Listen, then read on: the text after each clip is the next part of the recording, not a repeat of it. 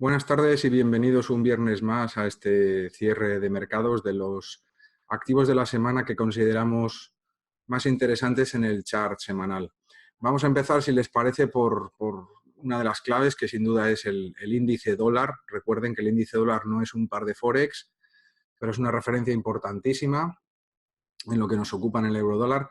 Se trata del dólar contra una cesta de monedas en las que más ponderan son la libra esterlina, el yen y el euro.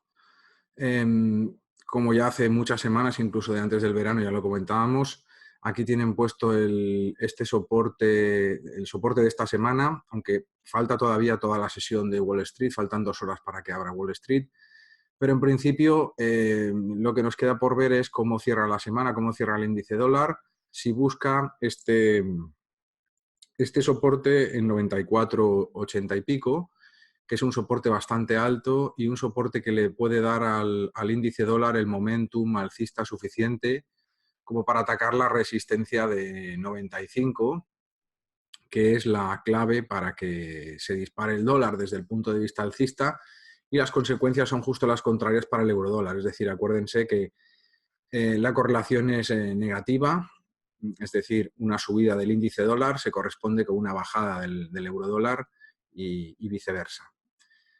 En cuanto a Wall Street, la apertura, por lo que anuncian las webs financieras, Bloomberg, Investing y demás, hablan de una apertura que puede ser bajista, a la espera, con sesgo bajista, por lo que están planteando los futuros esta mañana, a la espera de los datos de pleno empleo.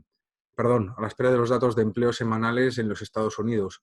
Estados Unidos está rozando el pleno empleo, prácticamente está en pleno empleo. Eso en principio no es una mala noticia, ni muchísimo menos, es una buena noticia en cuanto a fortaleza de economía, pero hay que tener cuidado cómo el mercado recibe esta noticia, porque eso también significa impulso inflacionista. Y si eso viene aparejado con la subida del dólar, como comentábamos antes, pues puede situar más cerca la posible subida de tipos de interés en el dólar en Estados Unidos para dentro de 3 semanas. Por lo tanto, es un dato que lo más aconsejable es esperar entre las 3:30 y las 4 de la tarde cómo reacciona el mercado a esa noticia, porque repetimos, es una noticia que se apunta hacia el pleno empleo. En principio, por supuesto que es positiva, pero como el mercado la tome, no está claro que la tome de manera positiva si la toma por la parte inflacionista. El Standard & Poor's 500, que lo tienen ustedes en sus pantallas, a cierre semanal, es interesante porque tenemos que ver qué pasa con la sesión de hoy, que será la sesión de cierre de semana, porque va a determinar lo que están ustedes viendo, si queda activada esta envolvente bajista de cara a la semana que viene, o si los datos sobre paro semanal que estamos esperando pues hacen que el índice tome un sesgo más alcista, pero en principio estamos a la espera.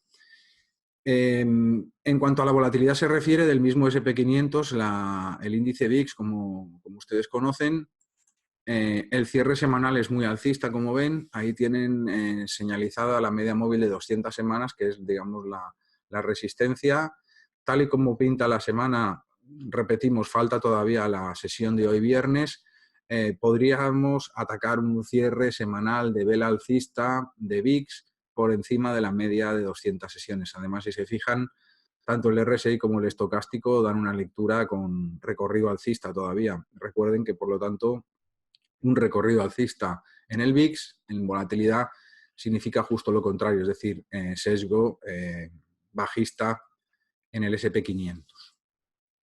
Pero, repetimos, hay que esperar porque hay mucha volatilidad y volatilidad volátil.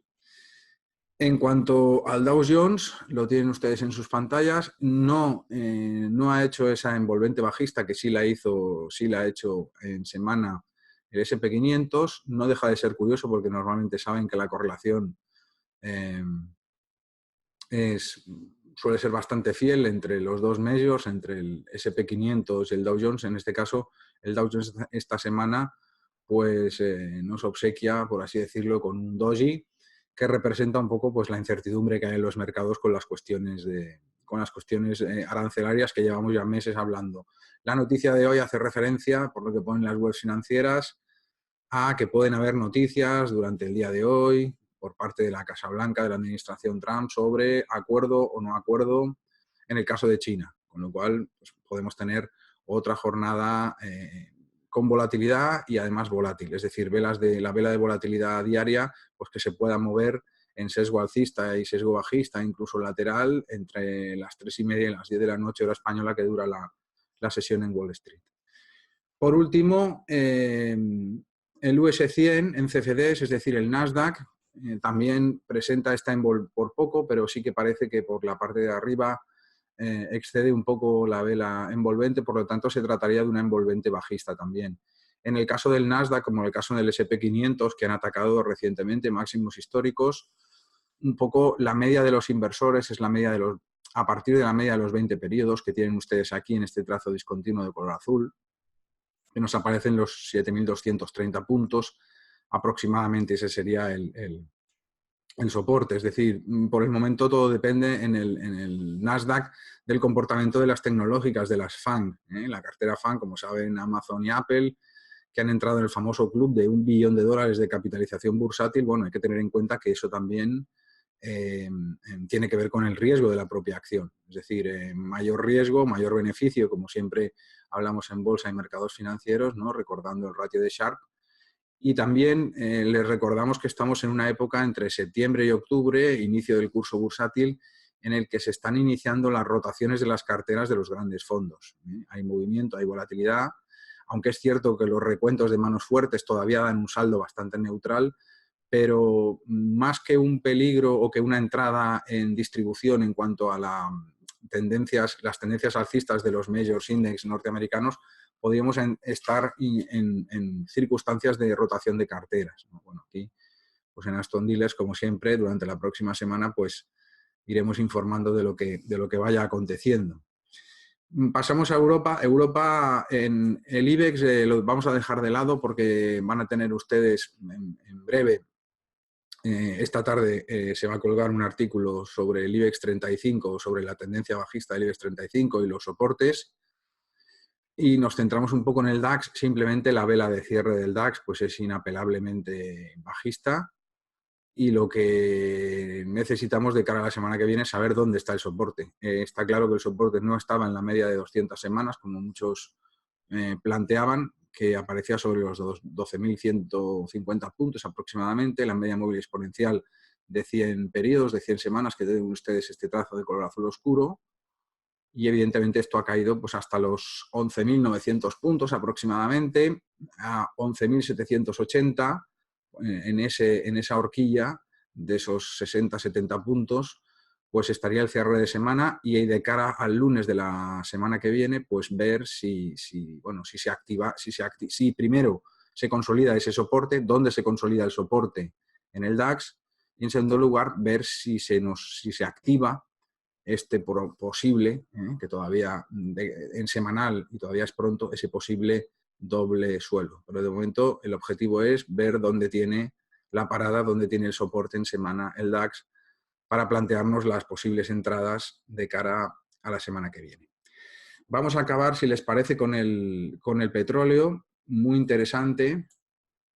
Al margen de las noticias de reservas semanales de crudo, que tenían un sesgo bajista, pero últimamente ya les hemos comentado que estas noticias no van tan finas para los traders como nos iban hasta hace 3 meses, en que empezó esta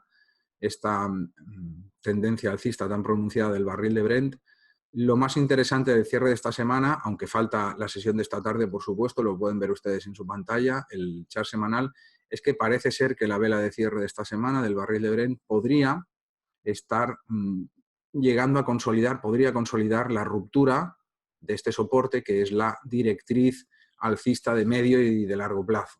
Por lo tanto, de cara a la semana que viene podríamos tener un barril de Brent con un sesgo bajista, siempre y cuando el cierre de la semana, repetimos, y la apertura a partir del lunes de la semana que viene sea por debajo de esta directriz alcista de medio a largo plazo en el chart semanal y en el chart mensual, que pasamos a mostrarles para que la vean también. Es el momento. Pasa que evidentemente en mes estamos iniciando el mes de septiembre, pero en lo que se refiere al chart semanal sí que clarísimamente tenemos que la referencia de cara a la semana que viene tiene que ser estar pendientes de cómo cierra esta vela, si realmente es capaz, si cede este soporte y la vela de la semana que viene está fuera de la directriz alcista. Podríamos entonces pues, ver un barril de Brent que atacase los $75 barril, que sigue siendo alcista, sigue siendo muy caro, pero podría cambiar un tanto la situación. No obstante, como ven, el ADX todavía continúa tomando esa redondez de suelo redondeado y las líneas más de I menos de I siguen estando muy separadas, por lo cual no queda otro remedio que bueno, observar la vela de cierre de la semana y esperar. Bueno, eso es todo. Muchas gracias por su atención y hasta la semana que viene.